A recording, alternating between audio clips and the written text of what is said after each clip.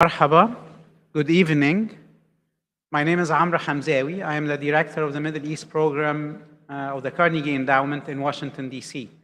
So I am Maha Yahya's counterpart in D.C. Let me start by expressing my gratitude to Maha and her efficient, wonderful, and very charming and helpful team for having us here in Beirut and for organizing such an interesting conference.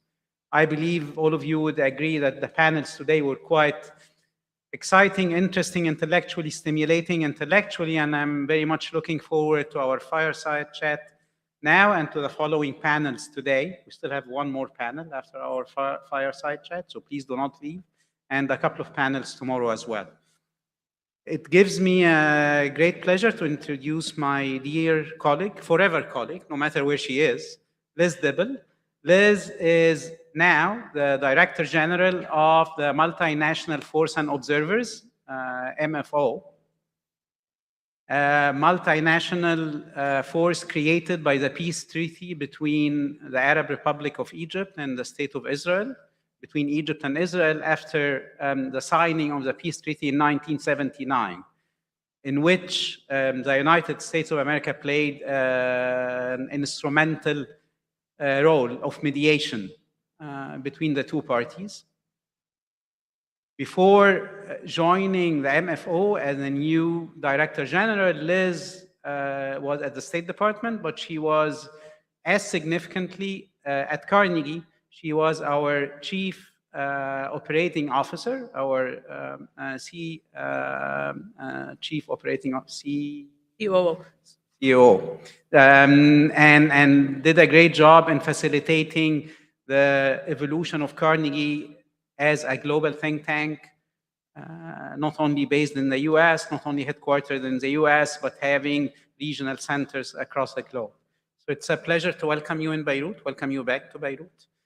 And I would love to start our conversation, Liz, by asking you to reflect on the similarities between your previous job at Carnegie and your current job. I know the settings are very different, the frameworks are different, you're dealing with different questions, but are there, before getting into the particularities and specificities of your new task, are there any similarities between what you used to do at Carnegie and what you're doing now for the Multinational Force and Observers headquartered in Rome, but based in Sharm el-Sheikh, in Egypt, Sharm el-Sheikh? Well, thank you very much, Amr, and it's wonderful to be back with my Carnegie family. I spent 5.5 years at Carnegie, and they were 5.5 wonderful years.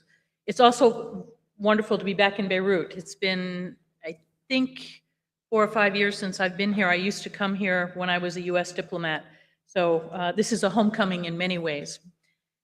In answer to your question, both the Carnegie Endowment and the MFO deal with peace at the core.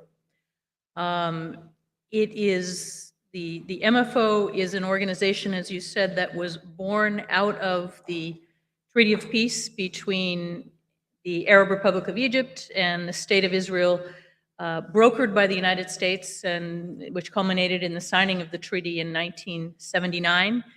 The MFO came into being in 1982. And like the Carnegie Endowment, which has people all over the world and brings together people from various backgrounds and nationalities, all of whom are focused on peace, the MFO, as its name implies, because the M stands for multilateral, includes representatives from now 13, soon to be 14 different militaries, international militaries. We have 14 troop contributing countries and 7 financial contributing countries. So it is truly a multinational, multilateral, international effort. So in that sense, I think there are a lot of similarities to the work the fabulous work that Carnegie is doing around the world. Great. So the MFO is located in a region in which peace and stability have been in high demand. I wouldn't say only in recent years, but since several decades. Unlike UN peacekeeping missions, including the one in Lebanon, where we are, the MFO is not a UN peacekeeping mission. It was created trilaterally between Egypt, Israel, and the US.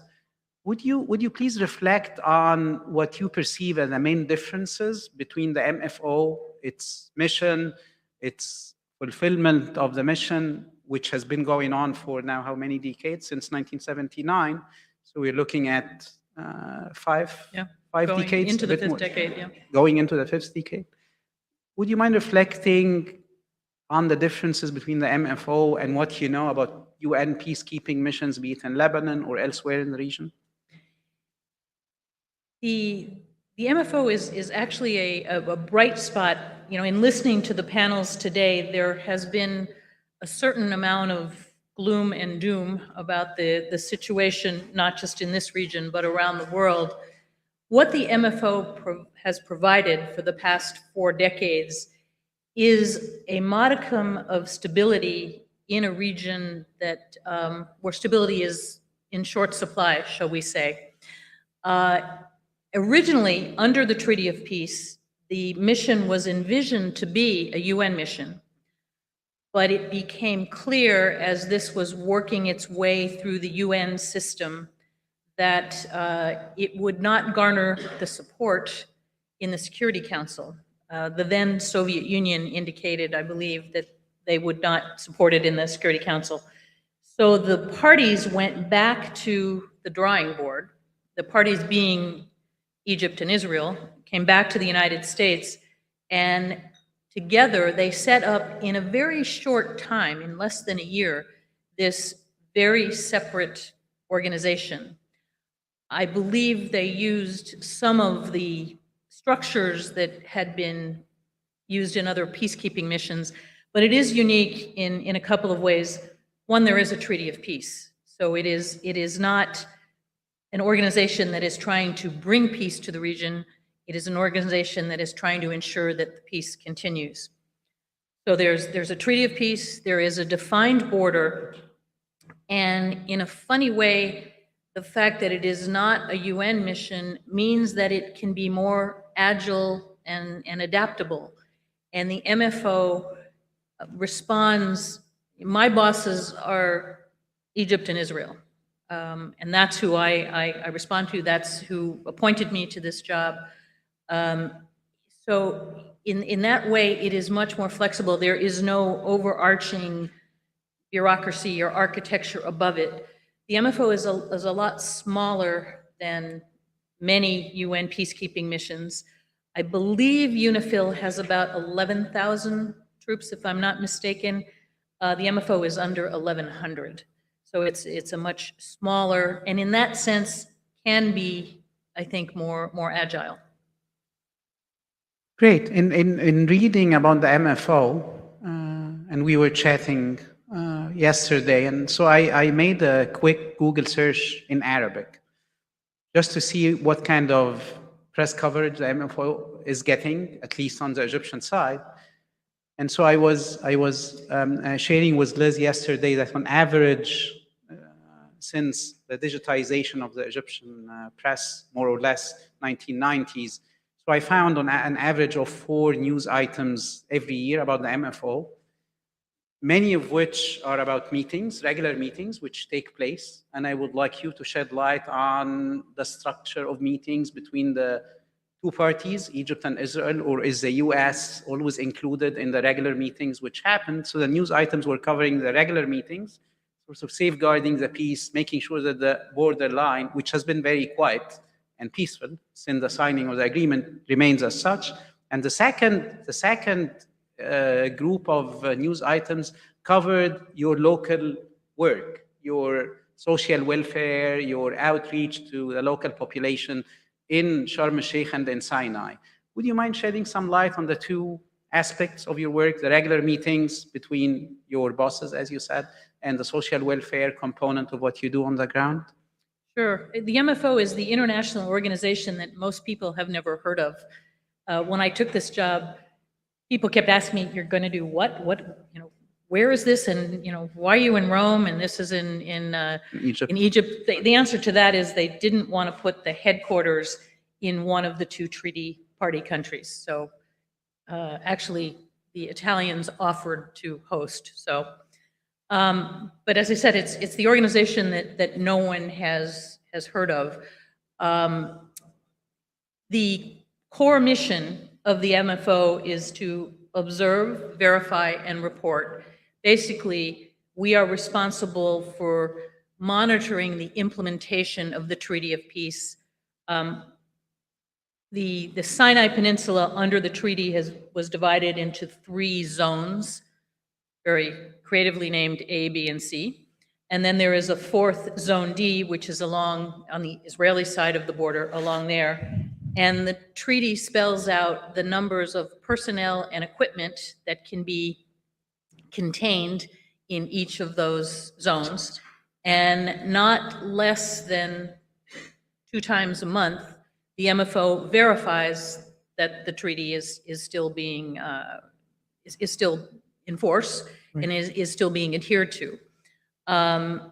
When the MFO civilian observers, because those people are not military, they are civilian, when we find that there has been a violation, we report the violation to the 2 treaty parties. So there's a whole process that goes on and has been going on. We're almost up to our 1,000th verification mission, I believe. Over 40 years, you can imagine that works out to a lot of missions. But the other thing, the core mission hasn't changed in 40 years, but what has changed and matured is the relationship between the 2 treaty parties. And the MFO has contributed to this feeling of trust and confidence, I think, between the 2 treaty parties. They meet a lot of times without us. I mean, either the MFO or certainly without the United States. There is an annual meeting, the trilateral meeting, again, very imaginatively named. Right, between officers, army officers, or diplomats, or a mixture of army officers and diplomats on both sides? The annual meeting is a mixture, this trilateral meeting is a mixture of both. But on the regular contact, it is primarily between the 2 militaries, the Egyptian military and the Israeli military, their counterparts, to discuss all sorts of issues. And the MFO has a role in facilitating that contact. As you mentioned, one of the other, I'd say, effects that I don't think anyone thought of when the MFO was created is that we have a number of Egyptian contractors, so we provide employment opportunities both in Sharm el-Sheikh in the south and then near El Gora in the north of Sinai, which used to be the primary location of the MFO. We always had 2 because Sharm el-Sheikh is at the mouth of the Red Sea. So when you're observing, that's one of the things we're observing. But we have created employment opportunities for local Egyptians there. And as everybody, I think, knows, when you employ one person, you're actually supporting a whole family in an area where there is not a lot of economic activity. So we're proud of that role as well. Great. I'm curious about the composition of the multinational, multilateral force. In terms of the countries contributing to the force, you said it totals 1,100? More or less, More or less. So I'm wondering about the 13, 14 countries which are contributing, if you can shed some light on these countries. And I know, based on what you were telling me and based on some of the news coverage I know that the main financial contribution comes from the US and from a few European countries. Can you shed some light on the financial aspect of the force and the human resource component? Sure. Actually, the financial burden of the cost is shared equally between Egypt, Israel, and the United States. Okay. Each one of those 3 parties contributes Right now, it's $24 million a year. Then there are a number of other countries, mostly European. I think we've got 7 or 8 financial donors, including countries like Switzerland and Sweden and Finland and Germany. We have some countries that are both troop contributing countries and financial contributors, Japan and the United States. Korea is a financial donor. And then the troop contributing countries come from a really wide variety of countries that you might not expect when you think of an operation in the Middle East. The largest contingent is from the United States, but that's under half of the total force. And the force as it stands now is about half of what it used to be in the beginning, as we've streamlined our operations a bit over the years. Colombia is a major contributor, Uruguay, Fiji, Australia, New Zealand, Canada. So it is really a very much an international effort from around the globe. And from what I have heard, because I have met with many of the representatives of many of the donor countries, and they are all very proud to be part of this operation, to be contributing to peace and stability in the region, and to be part of such an international effort, because where would Fijians and Colombians and Uruguayans normally get together, militaries get together. So in that sense, it's another way we consider it a success story. Liz, you've been serving as a Director General of the MFO since 6-7 months? Not even 4. Not even 4. Have you encountered any situations which you would describe, and of course if you can disclose, which you would describe as challenging, risky, or has it been a smooth operation since you joined? It's been pretty smooth sailing, but I wouldn't, as a former U.S. diplomat, I'm kind of used to challenging situations, and actually there were challenging situations at Carnegie as well. So no, there hasn't been anything that surprised me in that sense, or surprised me in a negative way.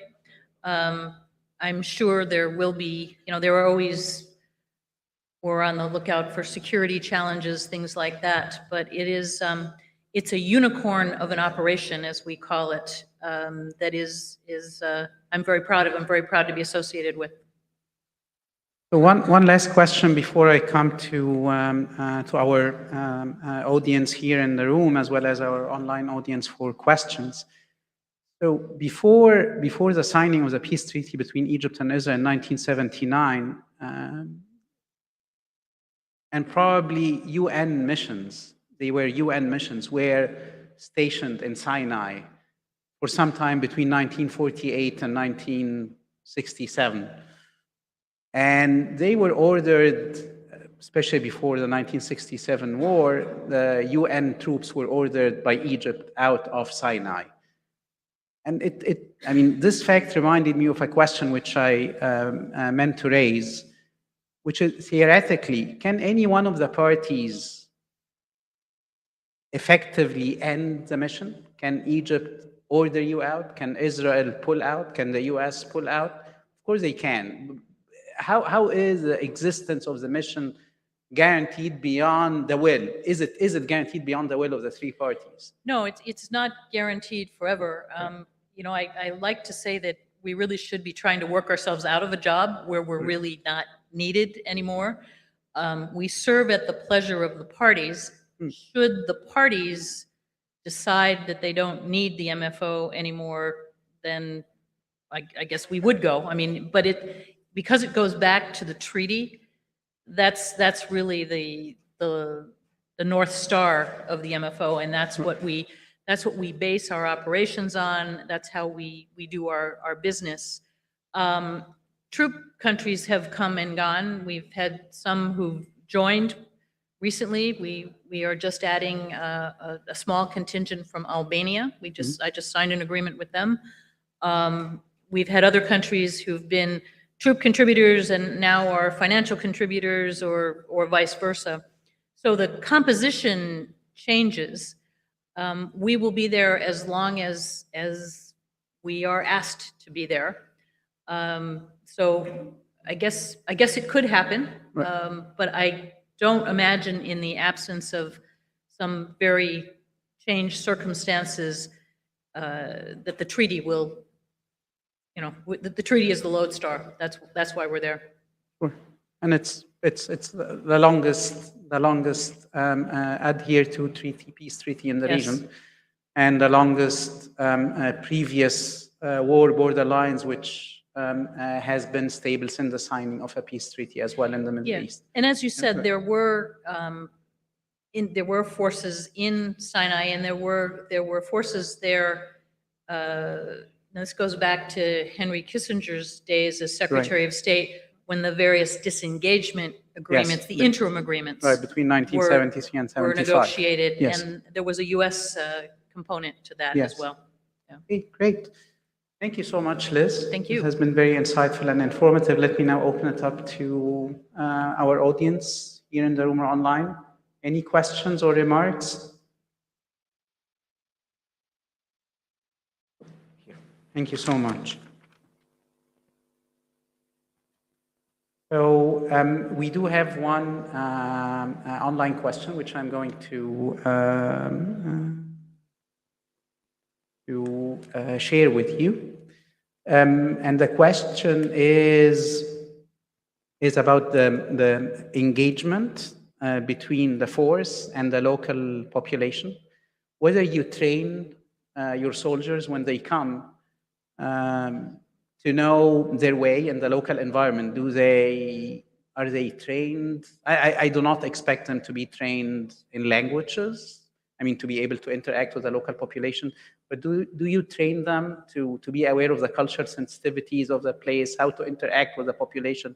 Sinai is a very special region in Egypt, and it's a fascinating region. I was in Sharm el-Sheikh for COP27, and I saw several government delegations leaving the venue of COP27 and going to pay a visit to the MFO, to the headquarters in Sharm el-Sheikh.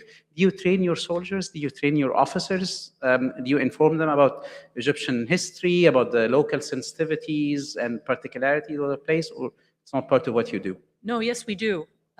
Especially when there is a major rotation of a contingent. That's one of the things. This force is not a stable force. Someone is always coming or going because these are military contingents, and they're there for sometimes 6-month deployments, sometimes 9 months, sometimes a year, depending on the country. So there's always somebody coming or going. But we do a cultural in-brief for everybody to give them a bit of the history, a bit of cultural sensitivity. MFO employees, the soldiers, are also able to participate in cultural tours, if you will, to go to Cairo, to go to Luxor. When I was there, I went with the group to St. Catherine's in Sinai. So we try and introduce them to the culture, to give them a bit of sensitivity to the region. We are guests there. We do not own the land. We do not own the airspace. We are guests of the Arab Republic of Egypt, and we want to be respectful guests. I mean, one of the things after COP27, or actually leading up to COP27, after I took over, I introduced more of an emphasis on environmental footprint there and improving it, because as we will hear in the next panel, climate change is definitely an issue for this part of the world. It is definitely an issue in Sinai, and I know in Egypt, balancing economic development and the tourism industry along the Red Sea coast there has come in some ways at a cost to the environment. So we are very conscious of being responsible stewards of the part of land in which we are located right now. Great. Thank you so much, Liz. It's been brief, but a very insightful and informative conversation. I enjoyed it very, very much. Thank you so much. Thank you so much for letting me talk about the organization that no one's ever heard of. So No, it's now great. you all know about the MFO. Yes, yes, and we continue to wish you luck in your mission. Thank you. Wish luck to the MFO in keeping the border peaceful and safe, and for the experience to be emulated elsewhere, where we have conflict and war zones. Hopefully will end soon with peace treaties and with stable and peaceful peacekeeping missions like yours. And we have a model, right? Yes, thank you so much. Thanks, Amar. Thank you, Liz. It's great. Okay, let me now ask Maha or anyone from the great